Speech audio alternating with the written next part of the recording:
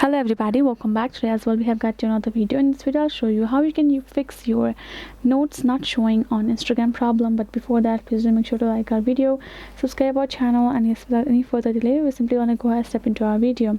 For the matter, what you want to do, simply gonna go ahead, first of all access your Play Store in your mobile phone and go to search bar and type in Instagram. So the thing is, why you have to do it is that you have to make sure if your app is updated or not, because if it's not updated then that can cause the problems, because you have to update your app once in a while so you can get the new feature, the new updates, the Instagram added for your use, right? Make sure to update. That will be given over here instead of open afterwards. Now go ahead, open up your Instagram and you go there, and if still it doesn't show, then simply go back, access your settings, go to apps, and simply find your Instagram app here.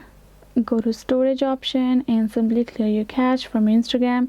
If you're fine with it, clear data as well.